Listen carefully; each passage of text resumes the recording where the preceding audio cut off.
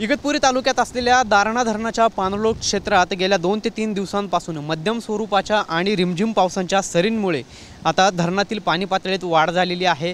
जवळपास जिल्हाभरातील धरण हे 50% भरले असून हे दारणा धरण जे आहे ते 76% भरलेलं आहे आणि या दारणा धरणातून आता 1100 क्यूसेस एवढ्या वेगाने जे आहे ते पाणी सोडण्यात आलेलं आहे। आपण जर या ठिकाणी दृश्यांमध्ये बघितलं तर छोट्या दरवाजाच्या माध्यमातून ह्या पाण्याचा विसर्ग सुरू असल्याचं आपल्याला पाहायला मिळत आहे।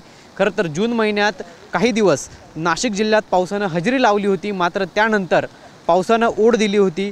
गेल्या 2 ते 3 दिवसांपासून नाशिक शहरासह जिल्हाभरात आणि इगतपुरी तालुक्यात पावसाचा जो वेग आहे तो आता काहीशा प्रमाणात वाढलेला आहे।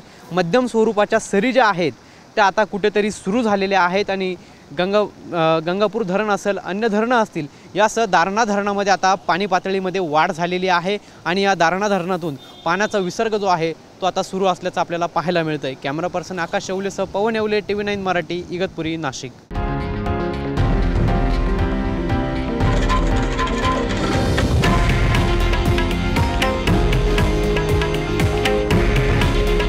हे आहे देशातील नंबर 1 न्यूज नेटवर्क आणि आपण पाहत आहात TV9 मराठी।